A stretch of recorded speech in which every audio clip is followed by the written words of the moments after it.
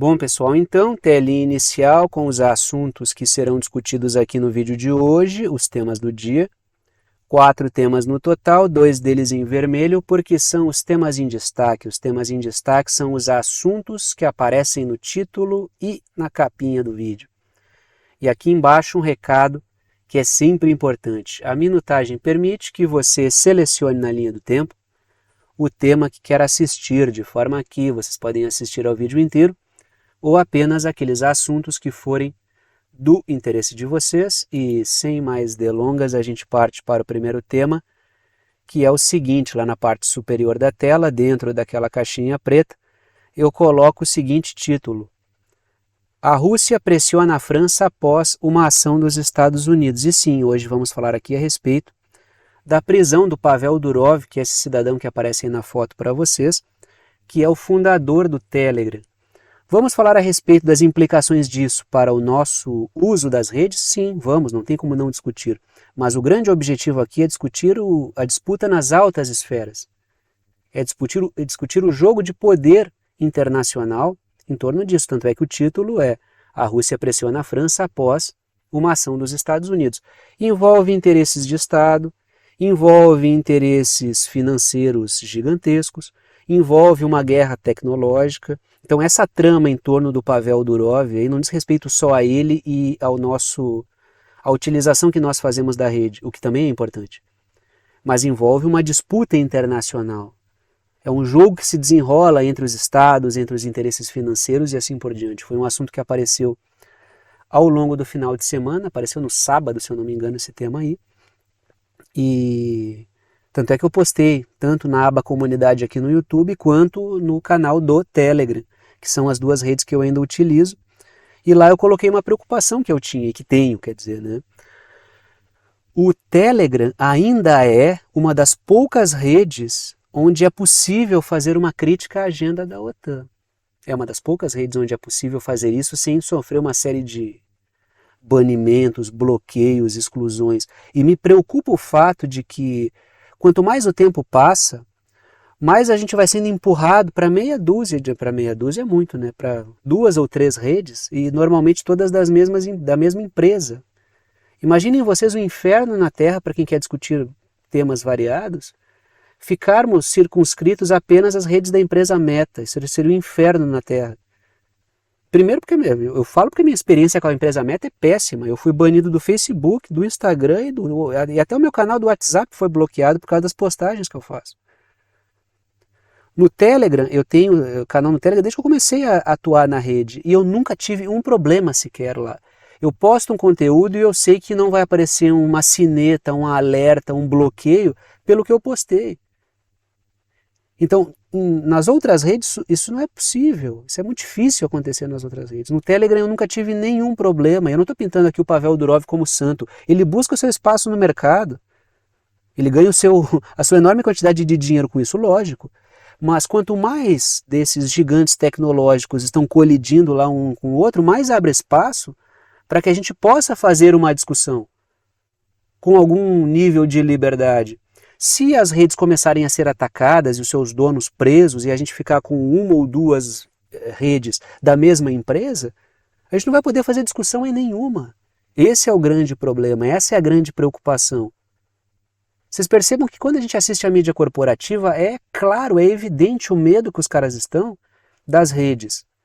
Querem controlar as discussões nas redes e criminalizam pessoas que produzem conteúdos nas redes. Por quê? Porque perdem aquele monopólio da verdade, ou o monopólio da mentira, como eu costumo dizer aqui. Perdem o apelo porque percebem que conteúdos produzidos em variados meios estão atraindo mais a atenção das pessoas por N motivos. Tem muita mentira sim, mas tem muita coisa qualificada na rede. Então, onde é possível encontrar um conteúdo ainda divergente da visão da agenda da OTAN, é nas redes. Fora isso, tu não vai encontrar em lugar nenhum. Não vai encontrar em jornal, não vai encontrar em TV, não vai encontrar em lugar nenhum isso. E quando a gente observa a forma como o nosso país se comporta diante desse cenário, onde não há nenhuma soberania digital, tanto para qualificar os debates quanto para blindar nossa cabeça de porcaria, não, nem para botar um capacete na guerra cognitiva na gente, a gente está realmente dependente dessas guerras que acontecem nas altas esferas internacionais. Quanto mais magnata brigando com o outro lá em cima, mais a gente consegue redes variadas para encontrar algum espaço para falar aquilo que quer. Caso contrário, é o cemitério das ideias. Depender da mídia corporativa é o inferno. É o inferno na Terra. Assim como depender de redes que não permitem críticas à agenda da OTAN, é o inferno. Vai ser o inferno. Trago aqui a seguinte matéria da BBC, a mídia que é do gosto dos algoritmos, sempre escolhendo para ver se aumenta o alcance. E a matéria diz o seguinte: o CEO do Telegram, que é o Pavel Durov, e eu complemento ali entre parênteses, que também tem cidadania francesa, ele tem cidadania russa, francesa, ele é originalmente russo, né? Mas tem cidadania francesa e tem outras duas cidadanias, se eu não me engano.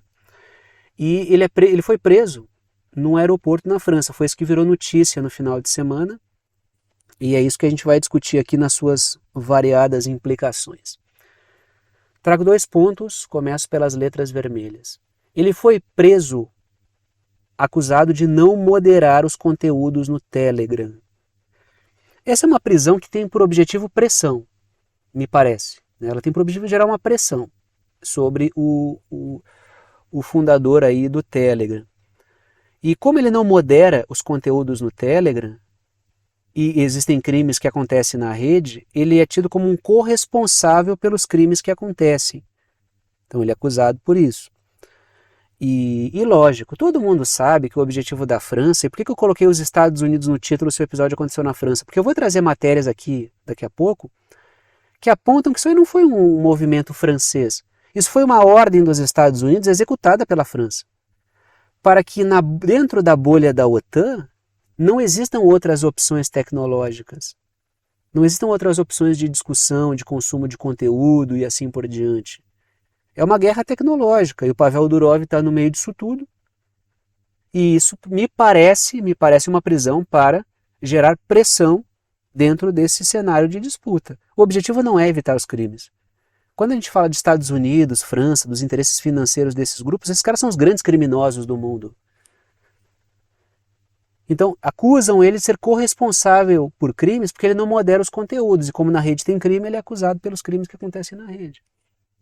Então, essa é uma das acusações que é jogada sobre o Pavel Durov. Que, repito, não é santo, não existe santo nem diabo, entendeu? Na Terra. Existe uma disputa ali. Nos cabe enxergar os elementos, os agentes dessa disputa e ver o que é possível acontecer para que a gente não se ferre tanto nesse mundão de meu Deus, entendeu? O Telegram agora deixa de existir. Aí a gente está realmente pendurado em pouquíssimas redes, né? Em pouquíssimas redes. Eu já produzi conteúdo, por exemplo, no Rumble, né, que é uma alternativa ao YouTube. Mas ele foi bloqueado no Brasil, por exemplo. Então percebam que a gente está numa situação muito, muito, muito complicada. Letras azuis. Também o Pavel Durov ele também pode ser acusado por manter contratos com a Rússia, porque ele foi preso na França, ele tem cidadania francesa também, e existem sanções contra a Rússia, e ele negocia com setores russos. E logo ele é acusado por driblar as sanções. Sendo que a gente vai ver uma hipocrisia grande, né? Porque os Estados Unidos dependem do combustível nuclear russo, por exemplo, dependem da energia nuclear russa. Aí não é crime, né? Então, são exceções que se abrem para manutenção e tal. É a grande hipocrisia que existe no meio disso tudo, né?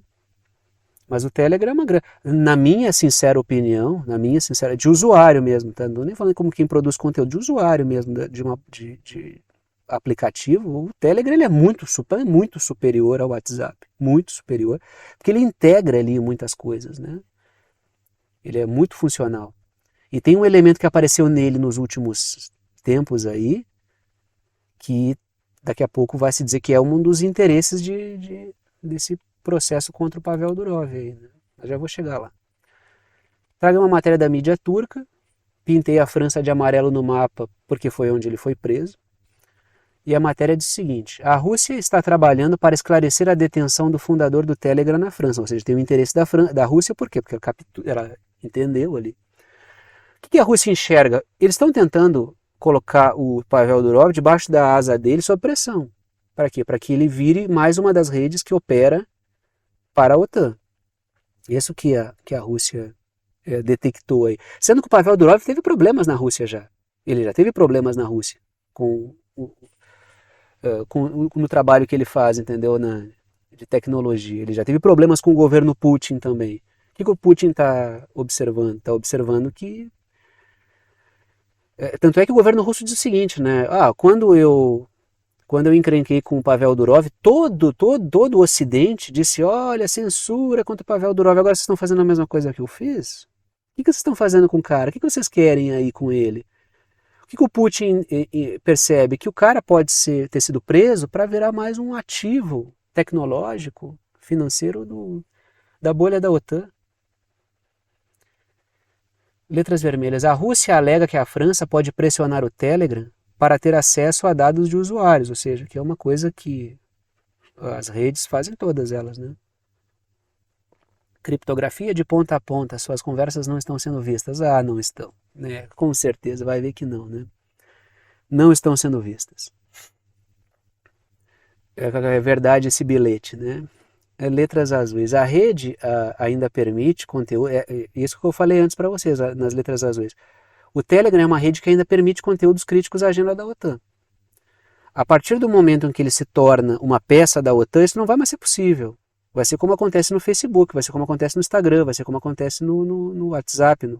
Eu tinha o canal do WhatsApp onde eu postava conteúdos.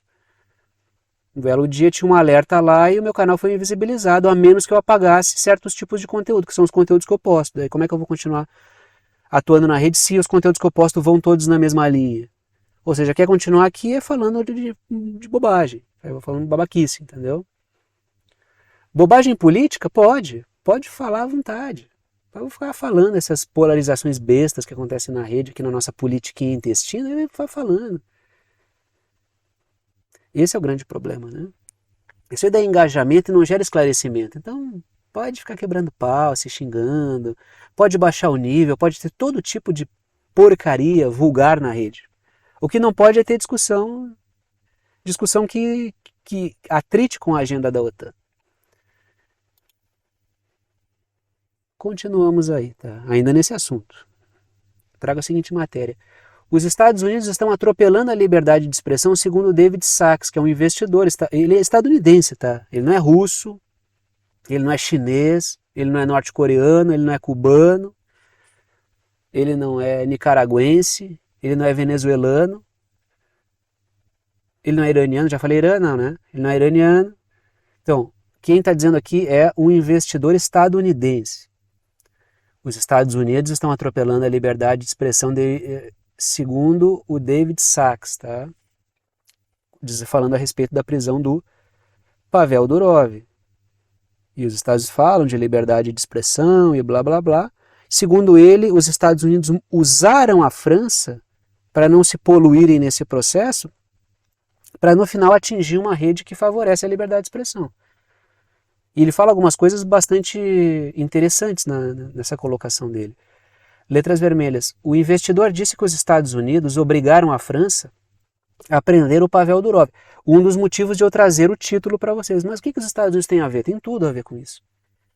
Então, segundo ele, os Estados Unidos obrigaram a França a prender o Pavel Durov, que, claro, ele é um concorrente da Big Tech nos Estados Unidos. A Big Tech nos Estados Unidos, as grandes empresas de tecnologia, elas são um braço dos interesses dos Estados Unidos, que permitem um pouco mais, um pouco menos liberdade conforme a rede que tu está acessando. Aquelas menos tolerantes, até porque já teve moderação, eu já discuti há um tempo atrás aqui, não sei se ainda é, mas já foi, mas se não é oficialmente, continua sendo extraoficialmente. Uma equipe do Atlantic Council, que é um centro de estudos da OTAN, que eu sempre trago para vocês, já fez uma parceria com o Facebook para ser um moderador de conteúdo geopolítico. Aí imaginem vocês que tipo de moderação vai ter ali. Quais são os conteúdos bem-vindos e quais não são? Esse é o problema. Nesse jogo de concorrer com a Big Tech, envolve dinheiro? Sim. Envolve guerra tecnológica? Sim. Mas envolve guerra de informações, guerra cognitiva, e ninguém quer redes que coloquem em risco esse monopólio aí das grandes redes estadunidenses, né? letras azuis. Ele diz, o David Sachs, que é esse cidadão da foto aí, que os Estados Unidos miram o TikTok, já ficou evidente lá que ou o TikTok, até o final do ano que tem, né? Então o próprio governo Biden e o governo Trump, que atacam o TikTok dentro, que é uma empresa chinesa dentro dos Estados Unidos, eles próprios usam o TikTok para fazer campanha. Isso é, os dois têm igual isso, né? É o projeto de ou o TikTok é vendido para estadunidenses, passa a ser uma empresa estadunidense, ou ele não vai mais operar dentro dos Estados Unidos.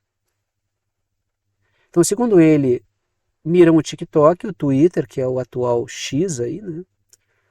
O Telegram e o Rumble, porque são empresas concorrentes. Por exemplo, esse Rumble aí, que eu saiba, ele é uma empresa de um cara chamado Peter Thiel.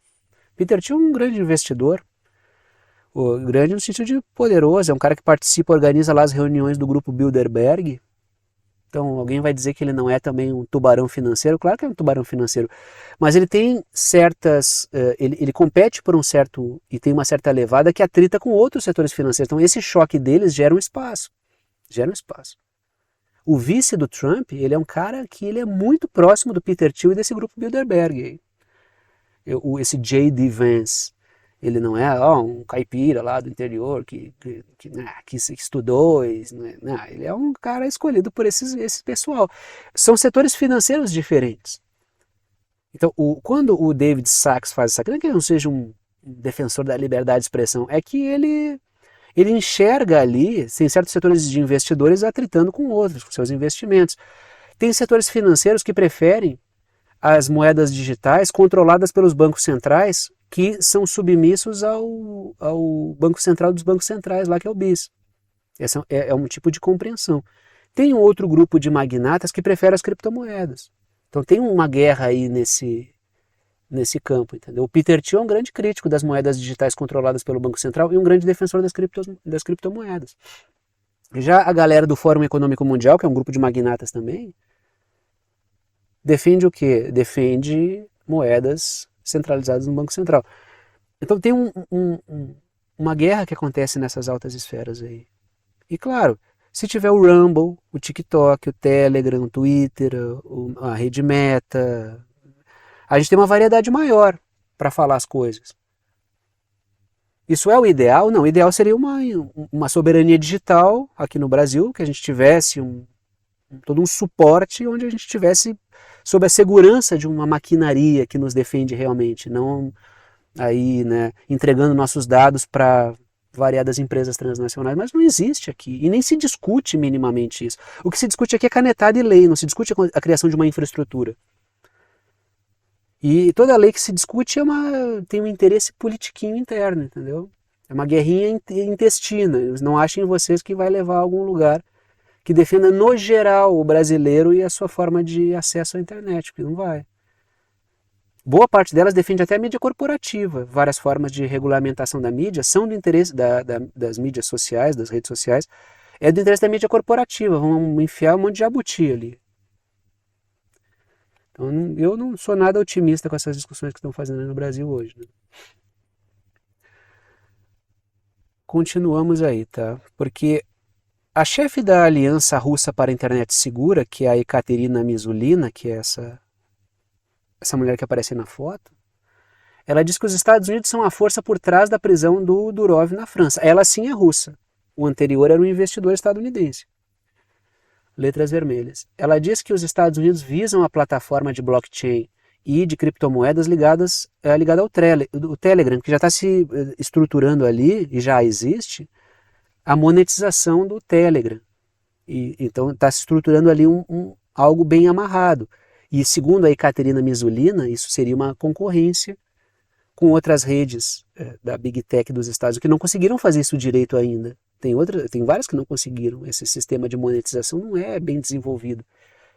Então é uma coisa que o Telegram já está avançando e é um dos interesses segundo ela. E letras azuis. Muitos empresários russos investiram nessa plataforma. Tem muito interesse emaranhado aí no meio disso aí tudo. Né? Um episódio que merece uma observação. Eu acho esse tipo de tema extremamente cativante, assim, né? São coisas lá em cima que acertam a gente aqui embaixo, e tem toda uma trama ali, né, de disputa do poder. Já que estamos falando em censura, vou continuar nessa... Vamos falar num caso no Reino Unido de censura. E a matéria diz o seguinte: um jornalista preso sob a lei antiterrorista do Reino Unido horas depois de criticar a lei antiterrorista do Reino Unido. Então, realmente, né, a prisão dele acabou confirmando a própria postagem dele sobre isso. Está ali a seguinte matéria. A matéria continua. Eu critiquei a lei do terrorismo antes de entrar no avião, depois fui preso ao aterrar ao abrigo da lei de terrorismo. Então, é o jornalista. Então, o ponto é assim, ó. O que aconteceu com ele foi que ele próprio provou o quanto ele estava certo quando ele postou, entendeu? Ele diz, tem uma lei aí, ele mesmo foi alvo dela, que é um absurdo completo. O cara é um jornalista britânico, ele é britânico, e ele foi preso por fazer uma postagem criticando a ação do Estado de Israel massacrando palestinos, né? Não, ele criticou o conteúdo geral da lei, mas o tema mais abordado por ele ultimamente é o massacre de civis palestinos levado a cabo pelo Estado de Israel. Aí percebeu o absurdo, ele falou isso. O absurdo é que ele foi preso dentro do país dele a mando de outro país. Isso aconteceu nos Estados Unidos. Isso acontece nos Estados Unidos. Cidadãos estadunidenses apanham, quando protestam contra Israel, da própria polícia do seu país, a mando de Israel. Então significa que para esses estados, como o Reino Unido, Estados Unidos, preservar Israel é mais importante. Preservar a imagem de Israel, os interesses expansionistas, colonialistas, assassinos, sionistas, é mais importante do que preservar a sua própria sociedade. É por isso que não dá para dizer que esses estados defendem a sua população. Esses caras, essa máquina de Estado é um braço armado de interesses financeiros altíssimos e não da própria população. Tanto que ele evidencia isso. Eu não fui protegido pelo meu próprio país. O meu país me prendeu sem direito a nada para defender outro país, que no caso é os interesses de Israel. Isso é um completo absurdo, um desrespeito ao cidadão. Que soberania tem um Estado que faz isso com a sua própria população? Porque soberania é defender a sua própria população de riscos externos. Se ele tivesse comido... Porque um criminoso, ele é preso por quê? Porque ele põe em risco a própria ordem interna do país. Isso leva uma pessoa a ser presa. Ela põe em risco a ordem e toda a sociedade de conjunto. Isso pode levar uma pessoa a ser presa. É por isso que as pessoas são presas e são condenadas.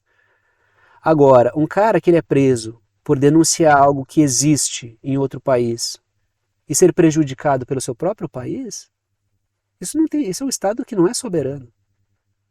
Isso é um Estado capacho de altos interesses financeiros.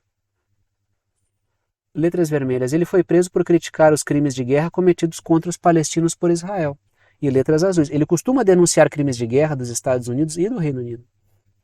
Então é a área de atuação do cara. Ele é um grande apoiador do Julian Assange e do tipo de trabalho que ele faz. Eu acho difícil alguém que não seja. É preciso ser alguém muito fora do eixo, muito bitolado, capacho e covarde para criticar o tipo de trabalho que o Julian Assange faz, ou que esse cidadão aqui faz, entendeu? Continuamos. Já que falamos da Rússia, né, vou continuar aí vou falar da Rússia, né, já que estamos ali, França, Reino Unido, vamos continuar na Europa, vou falar um pouco aqui do caso da Ucrânia. A Rússia acusa a Ucrânia de tentar atacar uma usina nuclear de Kursk com um drone. Letras vermelhas. A Rússia interceptou um drone kamikaze com o uso de guerra eletrônica. O alvo era a usina nuclear. Ou seja, a Ucrânia continua insistindo em gerar terrorismo nuclear na Rússia. Provavelmente para quê? Letras azuis. A Ucrânia está forçando uma resposta nuclear russa e a partir da resposta nuclear russa, um ambiente de medo na Europa que autorize a agenda da OTAN a submeter ainda mais o continente europeu. E esse tipo de coisa que aconteceu com um jornalista ou a prisão do Pavel Durov vai ser fichinha, entendeu? Por quê? Porque quanto mais medo, mais parcelas maiores da sociedade que não entendem o que está acontecendo, e essa é a importância de haver mais redes que discutam mais coisas, mais parte da sociedade autorizam repressão, censura, perda de direitos, perda de, inclusive de qualidade de vida, para que mais dinheiro seja alocado para a indústria de armas dos Estados Unidos colocar armas no país ou não.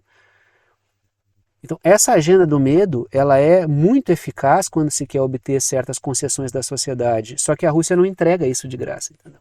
Ah, vocês querem que eu dê resposta nuclear para gerar medo, para vocês jogarem a sociedade contra mim? Não vou. Então, há uma guerra que é no campo político também, informacional. A guerra não é só no campo militar. Se a questão fosse subjugar, a Rússia mandava lá um monte de míssil nuclear e botava tudo de pernas para o ar, entendeu?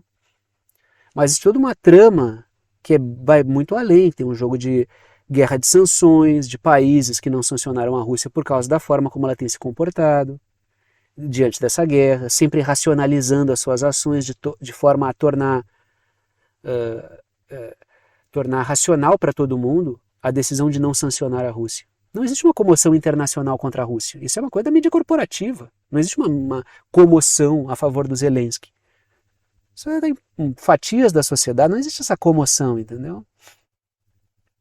A ponto dos governos se verem pressionados a sancionar a Rússia. Isso simplesmente não existe.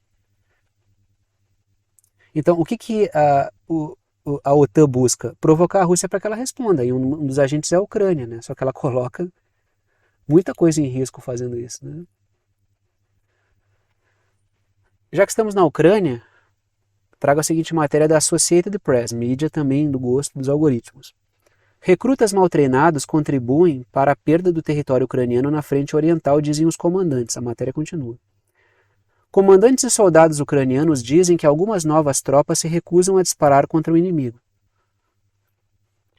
Por que isso acontece, tá?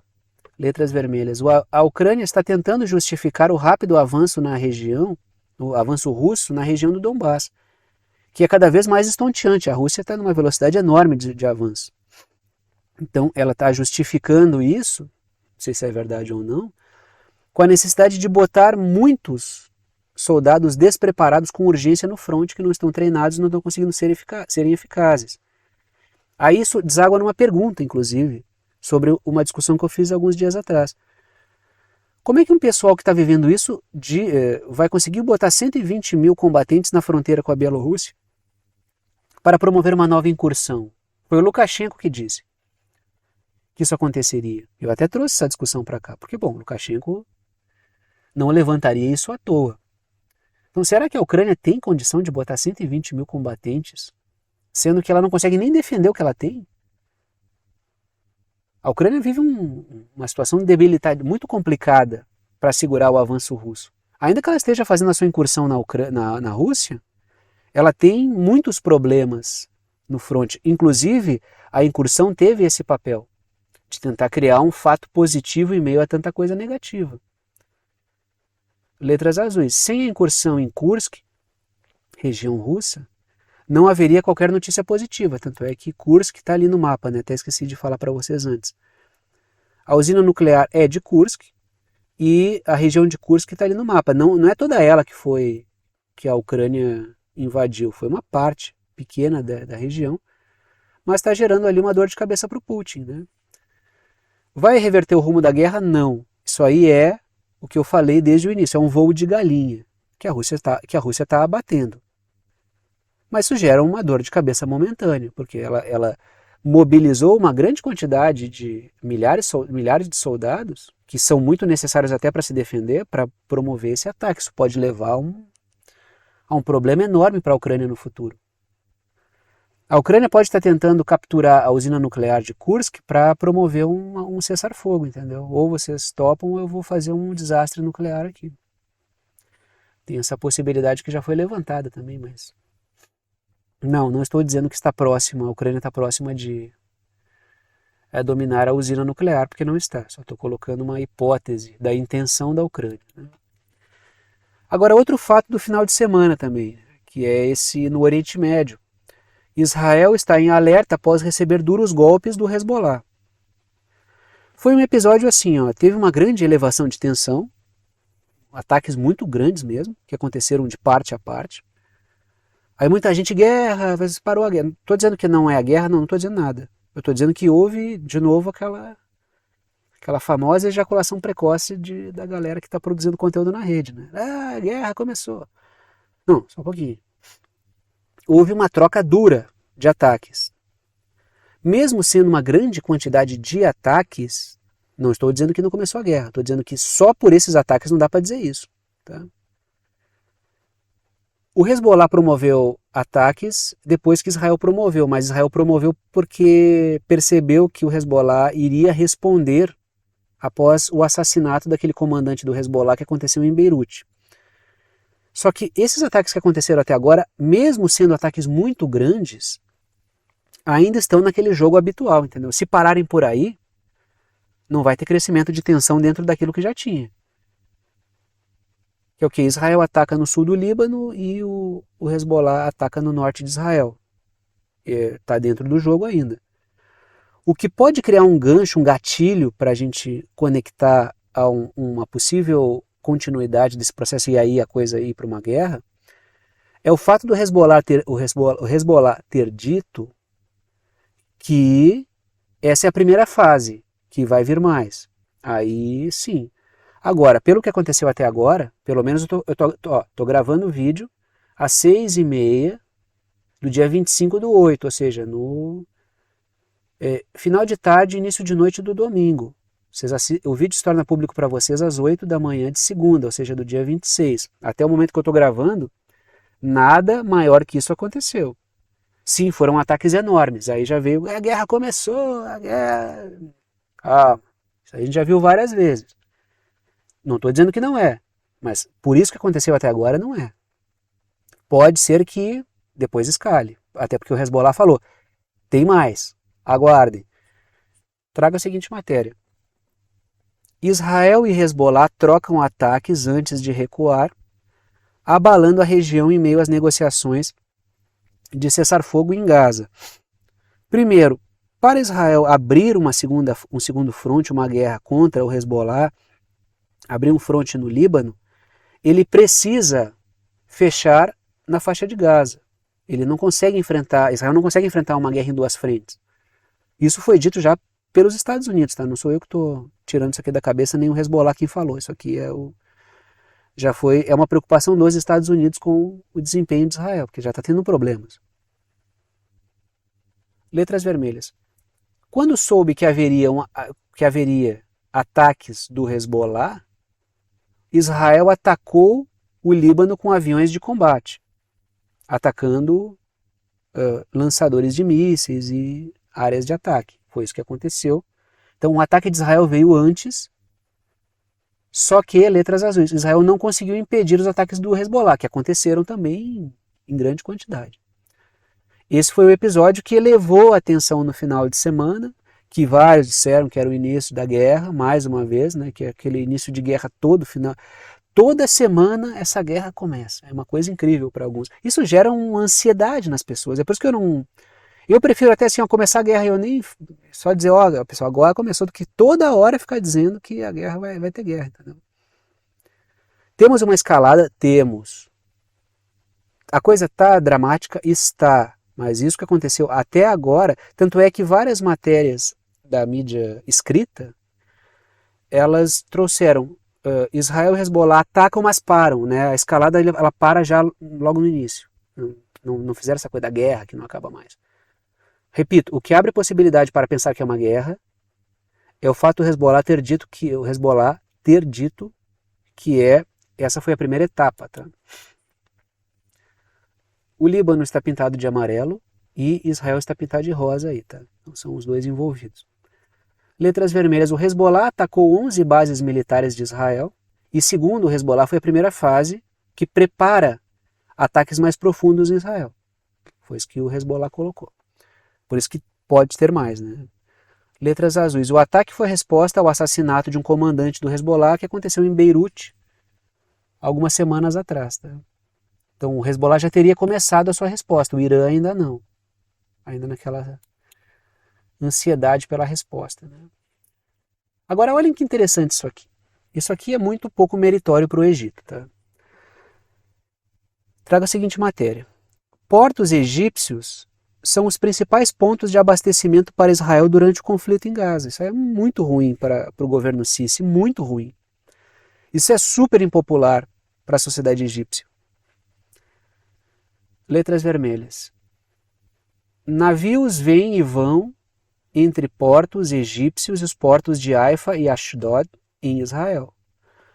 Ou seja, o Egito está abastecendo Israel e ele é corresponsável, ele é cúmplice de Israel no massacre, ele alimenta o Estado que está massacrando palestinos, muitos dos quais muçulmanos, e isso não repercute bem na sociedade egípcia. A repercussão é péssima disso. Então, enquanto todo mundo está tomando cuidado para não se vincular a Israel, olha o Egito já apareceu em várias situações muito complicadas nesse sentido. Né? O governo egípcio está se enroscando de uma maneira muito grande. Né? Então, o que a gente vê aí? Letras azuis. O Egito está fazendo o contrário do que os Houthis, que governam o Iêmen, têm feito. Enquanto os Houthis protegem os palestinos, eles são solidários aos palestinos, ao atrapalhar a navegação que poderia beneficiar Israel, gerando problemas econômicos para Israel, o Egito faz justamente o contrário. Ele serve para suprir essa carência gerada pelos Houthis, ou seja, joga na contramão. E o Egito é um membro dos BRICS, tá? Só para... Então o governo do Sisi é um governo que está bastante comprometido, assim, né? Tem uma crise grande econômica, tem problemas o governo do Sisi. E isso aqui cai muito mal na sociedade egípcia, né?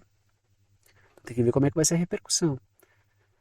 Até porque assim, ó, o episódio dos Houthis fechando o Mar Vermelho ali para navegação é uma rota importante, leva até o canal de Suez, né, que é no Egito.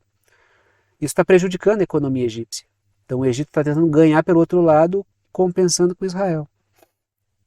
Mas isso não é popular. E aí um fato, né? Mais uma das enormes mentiras da mídia,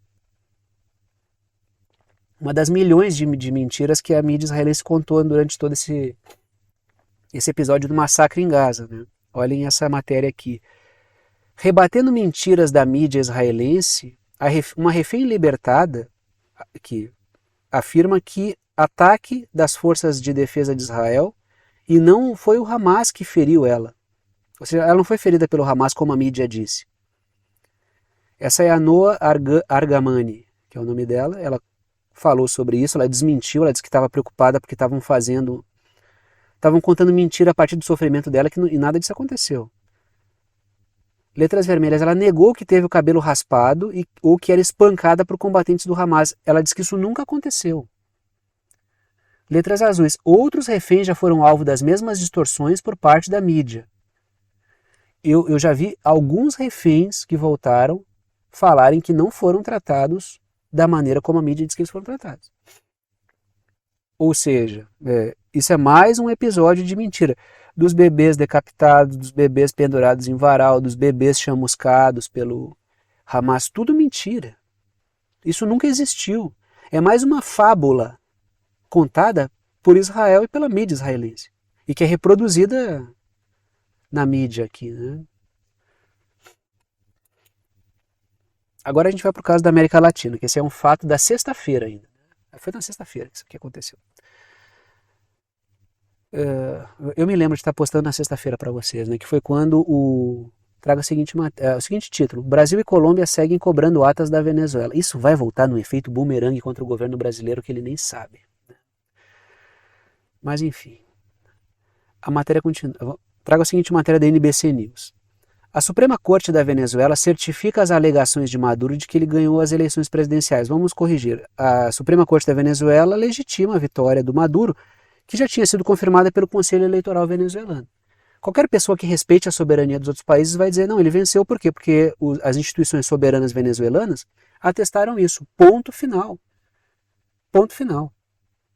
Agora, essa insistência do Brasil nisso, que também está dentro de um jogo que eu já trouxe para vocês aqui, de um artigo de um plano lá de 12 de julho, exposto pelo Atlantic Council, de usar Brasil e Colômbia para desestabilizar a Venezuela, como é para ser ponte, mas no final tentaram fazer um jogo duplo. Tanto é que o governo venezuelano percebeu isso, que é a Operação Amigo da Onça. Lembra que eu chamei essa de Operação Amigo da Onça?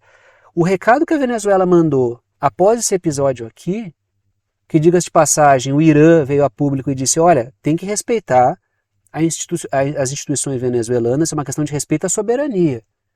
E ele convocou os países a respeitarem isso, a que não haja intromissão internacional dentro do processo político venezuelano. O que acontece aí é, logo depois que aconteceu essa confirmação do resultado, da vitória do Maduro, teve uma fala do líder do Congresso na Venezuela que ele mandou um recado direto para o Celso Amorim, que é um recado de quem percebeu alguém que estava lá fazendo jogo duplo. Ele percebeu, ficou muito claro, eu discuti isso aqui com vocês. Tanto é que eu chamei, não foi uma e não foi duas, eu chamei várias vezes, a Operação Amigo da Onça. O Brasil está fazendo jogo duplo. O líder do Congresso mandou um recado para o Celso Amorim, letras vermelhas, e eu pergunto, perceberam o jogo duplo do Brasil? Isso é uma pergunta retórica, é lógico que perceberam. O cara falou ali, teve a vitória o Supremo reconheceu a vitória do Maduro, ouviu Celso Amorim? O cara mandou um recado pro cara, entendeu? Para bom entendedor, minha palavra basta. Algo do tipo, a gente estava no teu bico aqui, entendeu? A gente estava vendo o que tu estava fazendo aqui.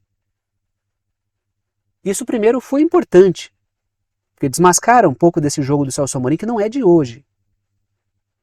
Que ele faz essas coisas, eu não sabia, o Obama deu um tapinha nas costas, chamou o Lula de o cara, a gente foi enganado. Toda aquela história com o Haiti, a gente não sabe. Daí, 5, 10 anos depois ele se arrepende e faz uma autocrítica sobre alguma coisa que ele fez. O que a Venezuela fez? Mandou agora. A gente está vendo, a gente já conhece esse joguinho de vocês aí. Parem. Foi isso que aconteceu.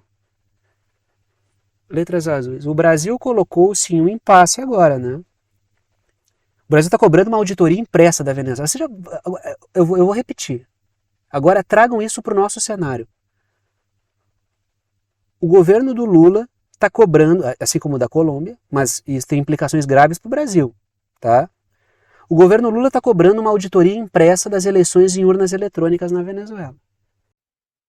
E aqui eu não estou fazendo uma avaliação sobre sistemas eleitorais, uma avaliação técnica sobre qual seria o melhor sistema eleitoral. Não estou fazendo uma avaliação desse tipo, não é o meu objetivo aqui agora. Eu estou fazendo uma avaliação de caráter político sobre a estratégia que o Lula escolheu para abordar a questão de como ficar em cima do muro no tema Venezuela. Quando a gente observa a forma como o Lula estruturou a sua posição política sobre o sistema eleitoral brasileiro nos últimos anos para lidar com seu principal rival, que é o Bolsonaro, qual é a estratégia do Bolsonaro em termos desse sistema eleitoral brasileiro? É reivindicar, é pressionar pela auditoria impressa das urnas eletrônicas. Qual é a forma que o Lula escolheu para abordar o tema da Venezuela sobre como ficar em cima do muro? Exigir uma auditoria impressa, no caso as atas, das urnas eletrônicas venezuelanas. Ou seja, para abordar o tema Venezuela, ele escolheu um mote do talvez um dos principais motes do principal rival eleitoral dele. Ele cai numa contradição política grotesca fazendo isso. E não estou aqui, repito, fazendo uma avaliação sobre sistemas eleitorais, uma avaliação de caráter técnico. Estou fazendo uma avaliação sobre discurso político e sobre como ele selecionou, ao meu ver, mal, a ponto de dar um mar de oportunidades para o Bolsonaro nos próximos anos. Foi o que eu falei desde o início, a Venezuela vai superar isso, vai superar. Os Estados Unidos já estão fazendo, já estou vendo representante lá nos Estados Unidos dizendo, vamos ver se o Brasil e a Colômbia conseguem alguma coisa, porque o importante é a gente manter o petróleo venezuelano aqui, porque tem empresa que voltou a explorar petróleo e a gente precisa no ano eleitoral. Os Estados Unidos vão voltar a negociar, vão continuar negociando com Maduro, vão promover sanções contra elementos ali políticos, muito provavelmente, e o Brasil vai ficar com toda a bucha para ele. Porque, repito, o Lula está cobrando auditoria impressa de uma votação em urna eletrônica na Venezuela. Olha, eu vou dizer uma coisa para vocês. Isso tem tudo para voltar daqui a um tempo a infernizar a vida do Lula.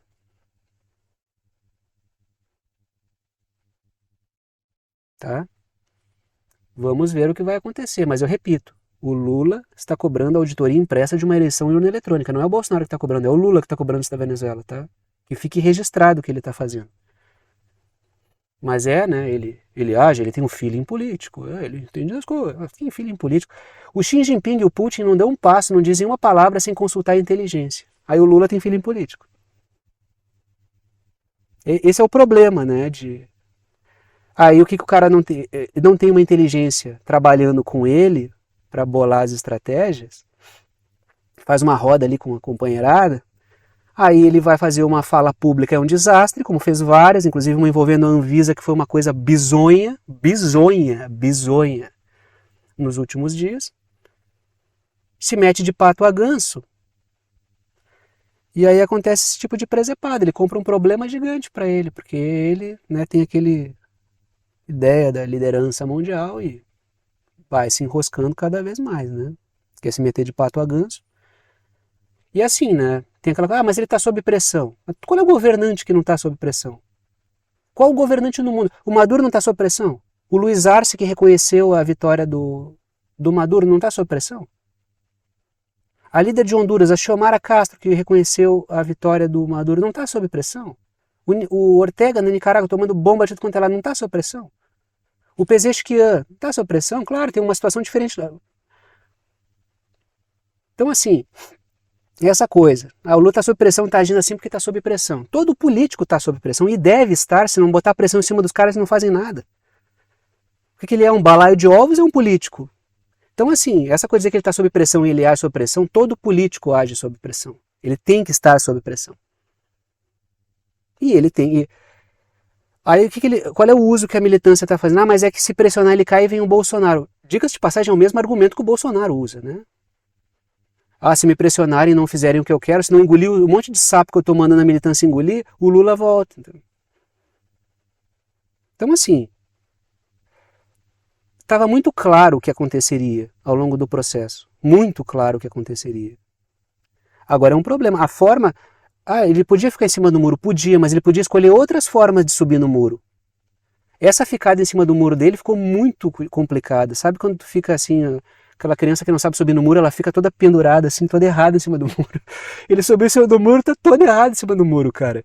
Ele tinha tantas maneiras diferentes. Olha como o México subiu em cima do muro. Foi uma subida elegante, entendeu? Sabe aquele cara que pula o muro e nem encosta no muro, assim? Ele pulou assim, ficou parado lá em cima, assim, na maior elegância. O Lula subiu, ficou parecendo cofrinho.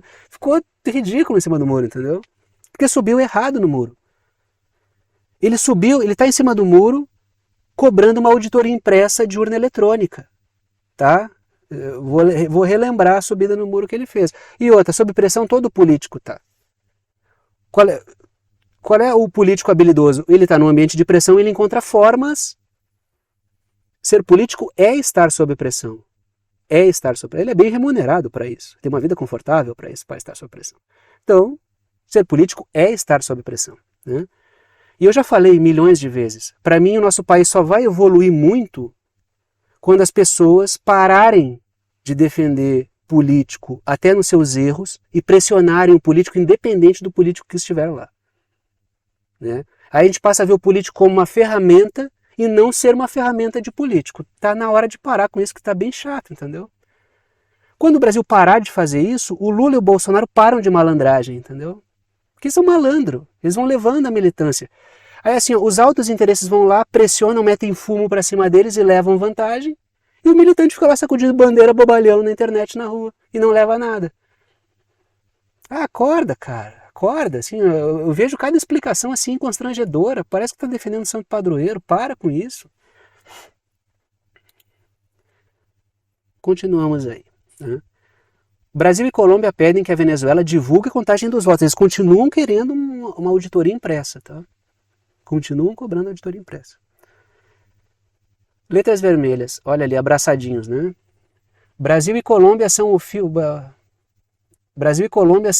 de esperança dos Estados Unidos para poder extrair concessões do Maduro. É isso que está naquele plano do dia 12 de julho, que eu discuti com vocês aqui.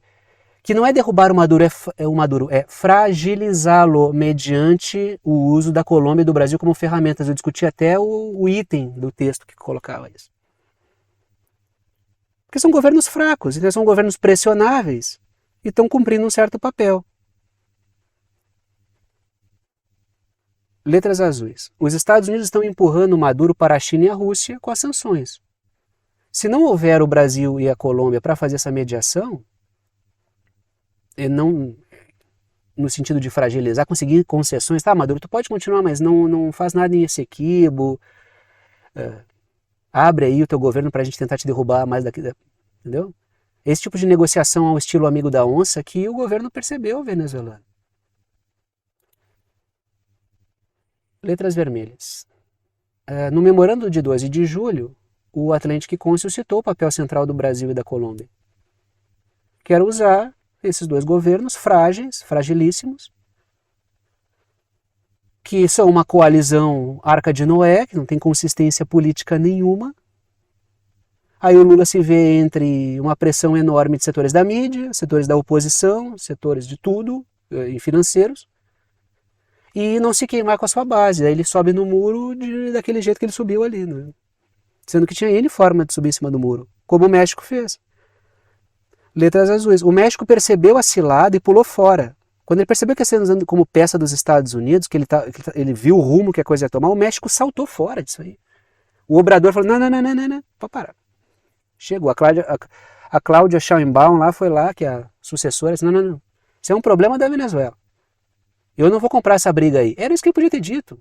Se ele não tem como reconhecer que não tem força política, eu não tenho nada a ver, eu não posso. Mas ele tem a sua liderança regional, mas não é. O fato é que ele não consegue nem resolver os problemas aqui de dentro. Ele não consegue ir a certas regiões o Lula não consegue ir a certas regiões do país falar, porque ele tem medo de ir a certas regiões do Brasil. Ele cancelou várias idas. Então ele não está com estrutura para comprar briga desse tamanho, entendeu? Ele só faz, não sei se vocês perceberam, mas ele só faz evento fechado. Ele só fala para a plateia ali dos bobos que ficam aplaudindo. Então o Lula não está numa situação barbada. Então ele não poderia ter comprado algo dessa envergadura para ele. Já que ele entrou, o máximo que ele vai ser é uma peça dos Estados Unidos. Não deveria ter feito isso. E aí, último tema, tá? Porque a Índia está sendo acusada de causar uma catástrofe em Bangladesh. A matéria continua. Eu trago a seguinte matéria. As inundações no Bangladesh foram causadas pela Índia, que libertou água de uma barragem, que é de um rio que é compartilhado pelos dois países, né? Veja porque o governo diz que não. A questão é assim, ó, é que isso aconteceu, essa abertura de barragem aí, deixa eu mostrar aqui os países antes, tá? Tá ali Bangladesh pintado de amarelo e a Índia pintada de laranja. Houve a abertura de uma barragem por causa de uma quantidade enorme de chuva que aconteceu, e isso veio um pouco depois do episódio da Revolução Colorida, que derrubou um governo em Bangladesh que era super aliado à Índia. Aí o que o governo interino novo de Bangladesh está dizendo? Que, lógico, vai fazer oposição à Índia. Está dizendo que foi a Índia que libertou essa água toda, que liberou essa água toda para gerar problemas para o novo governo que está lá. Aí virou um papo político. Eu não me aprofundei mais em análises técnicas sobre a barragem para dizer para vocês se foi proposital ou não. Estou colocando a situação política, tá? É plausível? É. Mas gerou problemas para a Índia também. Foi uma quantidade enorme de chuvas. Letras vermelhas. O governo de Bangladesh, deposto, era muito próximo da Índia. Isso coloca a Índia como suspeita. Por isso que o novo governo fez uma fala. E o governo anterior caiu por alvo de uma revolução colorida que, ao que tudo indica, segundo a própria Sheikh Hasina, que era a ex-líder que foi derrubada, que fugiu do país, inclusive para não ser morta, ela foi alvo de um golpe porque não permitiu a instalação de uma base militar dos Estados Unidos em Bangladesh, que é vizinho da Índia, sendo que os Estados Unidos já estão fazendo uma revolução colorida em Mianmar, que é vizinha ali, ó. Estão vendo ali, ó, tem Bangladesh, aí vai para a direita tem mais uma parte de um território indiano, de laranja, e mais à direita, ao sul da China, ali tem Mianmar, onde já está rolando uma revolução colorida. Sendo que naquela área laranja ali, que vocês percebam ali que parece outro país, mas é a continuação da Índia, depois de Bangladesh, os Estados Unidos podem estimular movimento separatista ali. Então, ali se criaria uma área de interesse dos Estados Unidos do lado da China e da Índia, numa região de super interesse dos Estados Unidos. Tá? Letras azuis. A acusação pode estimular grupos extremistas a atacar a Índia, né? Então, tem essa questão que realmente a Índia persegue muçulmanos, né? O Narendra Modi faz disso, infelizmente, parte do seu capital político, que é hostilizar muçulmanos. Ele faz uma política pró-hindu e lógico que ele nutre o ódio, muito ódio por causa disso contra ele, né? E pelas coisas que eu vejo, merecidamente, né? Ele nutre ódio contra ele, porque ele faz coisas odiosas contra os muçulmanos mesmo. Só que essa fala do governo de Bangladesh pode gerar movimentos extremistas que venham atacar a Índia, tá? E a Índia ela não está gostando desse processo em Bangladesh porque ela diz que aquilo ali pode ser um berçário ali de ataques extremistas contra a Índia. Letras vermelhas. Fontes dão conta de que a tese da culpa da Índia foi disparada pelos Estados Unidos para gerar atrito. Já vi aí que isso foi forjado pelos Estados Unidos para gerar isso contra a Índia. E detalhe, tá? Detalhe, a Índia flerta com os Estados Unidos assim, naquele jogo de ser uma terceira via global. Letras azuis. A ex-líder Sheikh Hasina, que foi derrubada, ela afirma que foi derrubada por não querer base dos Estados Unidos em Bangladesh. Foi o que eu discuti com vocês várias vezes aqui. E aí chegamos ao momento final do vídeo, o momento de passar o chapéu, pedir o apoio financeiro para aqueles que gostam, querem e podem apoiar o canal, para aqueles que veem o canal importante para a formação da sua compreensão sobre temas internacionais e geopolíticos. Sempre comento com vocês que apenas os anúncios e propagandas que aparecem durante o vídeo não garantem a existência do canal. O que garante efetivamente a existência do canal com esse nível de dedicação é o apoio financeiro dado por alguns de vocês, apoio pelo qual eu sou imensamente grato pela confiança no trabalho. Estão aí 3 formas de apoio, não estão em ordem de importância, todas as 3 são bem-vindas. Qualquer uma delas, né? Não, a primeira é mais importante, não. Só está em ordem aleatória. Fui botando primeira, segunda e terceira conforme foi vindo na cabeça. Tá? Em qualquer uma das formas que vocês escolherem para apoiar o canal, vocês apoiam com o valor que vocês quiserem. Uma ajuda solidária, ajuda quem pode, ajuda quem quer e ajuda com quanto quiser. E o conteúdo fica aberto para todo mundo. Tá? E escolham uma delas, aquela que for mais prática para vocês. Por isso que eu coloco 3, o máximo de opções possíveis. Primeira forma de apoio por boleto bancário ou cartão de crédito pela plataforma Apoia-se, tem o endereço, o link, o site do Apoia-se, que é uma plataforma de apoio virtual. Segunda forma de apoio é pelo Pix, tá? A chave Pix, que é uma chave de e-mail. Tem gente que usa o número do celular, o número do CPF, o número do CNPJ como chave Pix. Eu uso um e-mail. Se vocês digitarem lá na chave Pix, escreverem pixverdadeconcreta@gmail.com, vai aparecer o meu nome, que é Thiago, e vocês podem fazer a doação com o valor que vocês quiserem. Eu não uso nem CPF, nem CNPJ e nem telefone como chave Pix, que é o que a maioria usa, né? Aquela sequência ali, menorzinha. Eu uso um e-mail, tá? É menos usual, mas eu uso porque eu prefiro, acho melhor assim, né? Que é pixverdadeconcreta@gmail.com. Escreveu isso na chave Pix, aparece meu nome, que é Thiago, e vocês podem fazer a doação com o valor que vocês quiserem. Terceira forma de apoio pelo botão Seja Membro. O botão fica aqui embaixo do vídeo, ajuda direto pelo YouTube, tem várias faixas de valor, vocês escolhem a que vocês preferirem ali. E repito, as 3 formas são bem-vindas. Repito também, agradeço aos que apoiam pela confiança no trabalho. Vou parando por aqui e tchau para vocês.